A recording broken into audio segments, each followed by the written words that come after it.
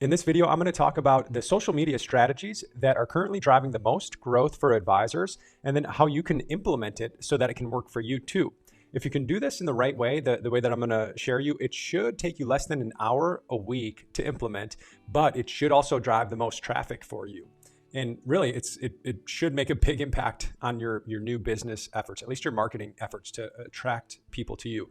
But first, if I haven't met you yet, I'm Dave Zoller, and I own Streamline Financial, a wealth management firm in the Chicago suburbs, the West Chicago suburbs. And I own that business with my partner, Tim. And we currently manage over 250 million in AUM. And we created this channel for advisors like you so that we can share some of the things that are working for us to get to this point so that hopefully it can help you too. And if you're interested in an easy way to communicate and increase your value in the mind of your prospective clients, I recorded a free training for you on how to do that with a advisor value formula. So take a look in the description below if you're interested in that. So the social media strategy that we're currently using is bringing on 1 to 5 people per day into our email list, and then an average of 1 person per day reaching out to us for an intro or a first meeting. And this has worked so well that we've actually had to become pretty selective with who we're working with moving forward, because really we're just 4 advisors here and we're a pretty lean ops team too. And we want to kind of keep it that way. So first I'll go over the medium of communication to use. Then I'll talk about the platforms to focus on that's really getting the most results right now. And I feel confident about this because we've tried really all of the platforms and all of the mediums, and this has been the best so far. And again, everybody's different, but I'll give you a couple ways, because really where we're seeing 80% of the results, it's coming from one place, and that's the one that we'll focus on today. And then I'll share, if you only have 1 hour per week, what would I do if you wanted to start getting more results from social media? So first, what medium of communication will get you the best results on social media? The main ones are either written content, audio content, like podcasts, or sometimes you see the audio on LinkedIn or places like that, or video. And then there's really short posts or long form posts, maybe blog posts. So this really has 2 answers when we're trying to figure out which one is the best for you.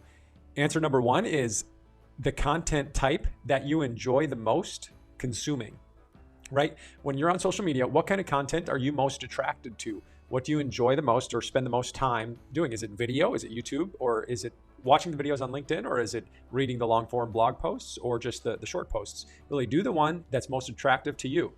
Then the second part of the answer is, and again, we got to test all these different styles and content, and really the one clear winner that we've seen, and the one that's allowed us to connect the most with prospective clients that we've never met, it's video.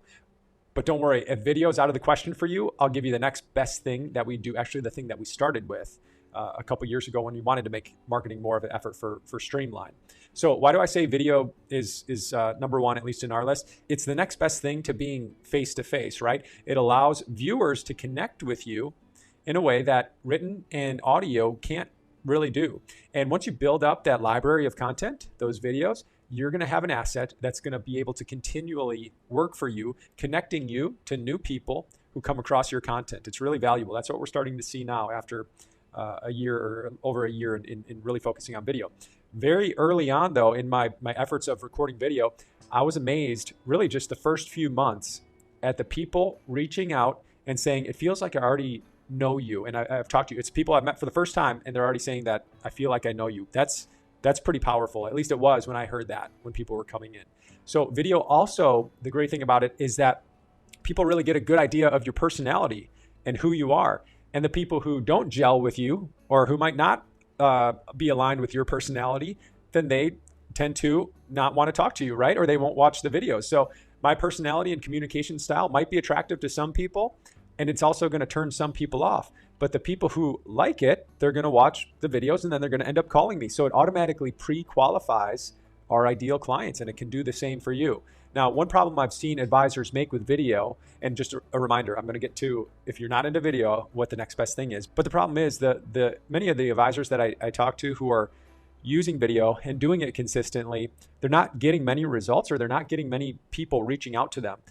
And if you look at our Streamline Financial YouTube channel, 11 months ago, we had 70 subscribers, December of last year. And then 11 months later, we're now over 10,000. But I remember talking to advisors who were using YouTube, and they had thousands of subscribers, and we had a lot less. We had maybe 100 or 200, but we were getting more people reaching out to us and more prospective clients than they were. And they had all of these, and they didn't pay for fake subscribers or anything like that. And I thought maybe we were lucky, but I realized that we were doing something that other advisors were not. They were missing one vital piece that I'm going to share with you so that you don't waste your time putting in the effort for your marketing. And if you do video or something else, but if you're putting in effort, we want you to get results. So what we did, we actually plugged our ideal client into the value formula that I mentioned earlier. And if you want more info on that, look at the training below. But one of the results from doing that was we found the main questions, the main concerns that our ideal clients had, and how to communicate those concerns and solutions to them so that it was compelling. And so they understood it.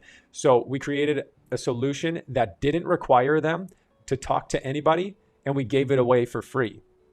And then we had a series of helpful follow-up emails once they had opted in to our email list that really converted them from tire kicker to ready to talk to someone. Really, once they get on the email list, either they stay there and don't do anything, or they unsubscribe, or eventually they reach out. So there's a lot that goes into this, but basically we created a free giveaway and continued the conversation with them in an automated way. So there's no extra time for us to do this, but it's still making connection a little bit deeper than just the first video on social media does. So there's so much to share on this topic, and I plan to make more videos on that specifically. If it's helpful for you, if that would be helpful, subscribe so that you don't miss those future videos. So now on to the question. If you only had 1 hour per week for marketing activities, what should you do? Here's what I would do first, and this is what we did do. So this is first, people open to video, and then second is people who are not open to video. So if you think you might want to do video, I would recommend writing and recording videos. I would start with 30-second to 2-minute videos so that it doesn't take too long to really write a piece of content and get you to just start getting in the habit of practicing video.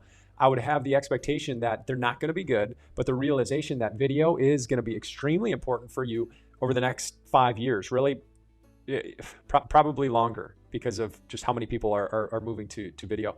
Now, if you're not a writer and you feel like you're not creative in that way with creating content, I'll give you some tips to do that fast coming up. But let's pretend that it took you an hour to write a 1-minute script. It shouldn't, but let's pretend it did.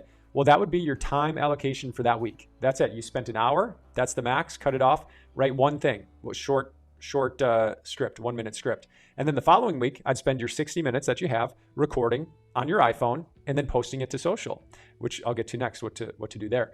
But here's a quick story on how I started, and then I'll share with a non-video solution for the advisors who still want to have success with social media, but they don't want to do video. So I made a commitment to myself that I needed to practice video, and I started making the short 1 to 2 minute videos, and I started posting them on LinkedIn. When you start, it'll be a time commitment, even to make just one video. The hardest part that I think is really just coming up with the content and the ideas and scripting out an engaging video. And because of this, I'm thinking about creating a shortcut for advisors to help save you time. So if you'd like me to send you monthly content so that you can skip the creation process and already have something 90% of the way done, or at least 80% of the way done, and have a content ready to post and maybe reword a little bit, click on the monthly content link below to check that out. Now, that brings me to the advisors who say video's out of the question. I can't do it, or I don't want to do it, or I've just got something behind it that I don't want to do. If that's you, then here's what I'd do if I only had 60 minutes a week. I'd focus on one platform, and that platform is LinkedIn, because really that gives you the greatest chance of getting your content, written content, in front of brand new viewers. This is where I started putting out regular content in late 2019, and then over the following year, again, I've been on LinkedIn for a long time, but I never posted content till 2019, and I had, I think, 500 subscribers. And then about a year later, I had 6,000, and it was bringing in people who were interested in working together based on the content I was sharing. Mainly, it was around tax planning for business owners. And you can go back to my LinkedIn page and look at some of those videos. Now, currently, being honest, I've been ignoring LinkedIn not because it doesn't work, but because I'm focusing the limited time that I have, the marketing time, on YouTube, which has been getting even better results. That's the reason why I was talking about video earlier. So LinkedIn still works because there are more consumers than there are creators on that platform. And the disparity is still greater than the other social medias out there, where, except for TikTok probably, which I don't think we can even use yet. I don't know. I haven't Unfortunately, I haven't looked at that. But on LinkedIn, the chance of your content getting to people who you've never met or not even a part of your network is very high. And you can grow your following pretty fast and attract the right type of people. So it's still true today. You can do that. So on LinkedIn, each week I'd spend 30 minutes writing a post or just writing, exercising that creative muscle. And then 15 minutes of the week would be spent on posting what you wrote. And then 15 minutes would be spent on two other things, or really it would just be on replying to some of the comments that you might get. And if you want even more specific what I do, I'd say on Monday, 30 minutes to writing, see how many posts you can write in 30 minutes. And then Tuesday, I'd spend just 7 minutes, maybe in the morning, posting one. I'd do it before 12 p.m. And then on Thursday, I'd spend 7 minutes posting another one, if you can write two.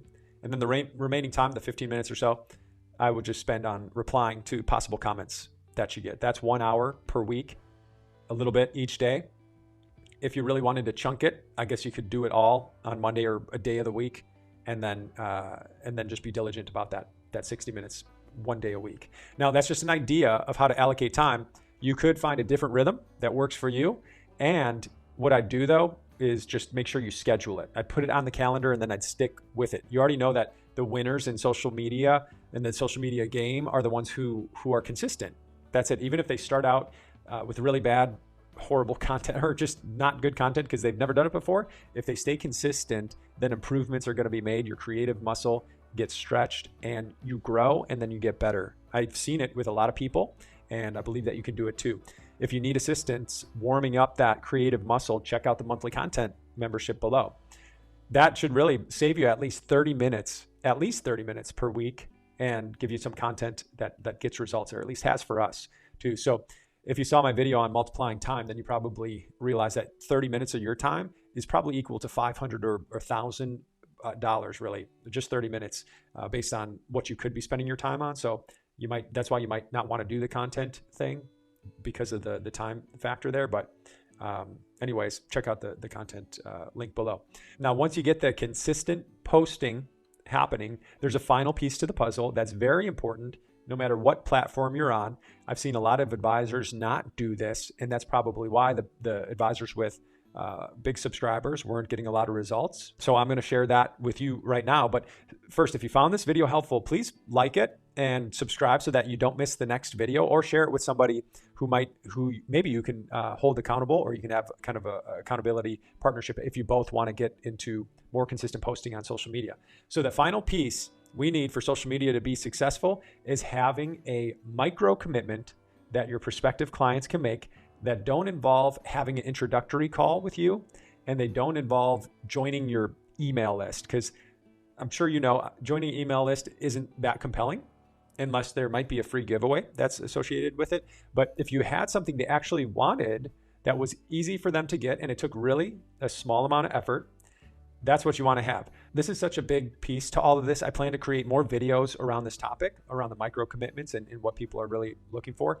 If you're subscribed, click on the bell icon so that you're notified when I release the upcoming videos. But I hope that you got a lot of value out of this already. If you did, please share it with your advisor friend. Discuss some action steps that you might want to take. And then think about that accountability group, just maybe 2 people or 3 people who do want to get into social media, who are advisors. And then you can hold each other accountable each week. See, did you spend 60 minutes, or maybe it's only 30 minutes and you have to shrink that time that we talked about. Either way, I hope you find success with it. If you've got questions, let me know in the comments below, and then I'll see you in the next video. Take care.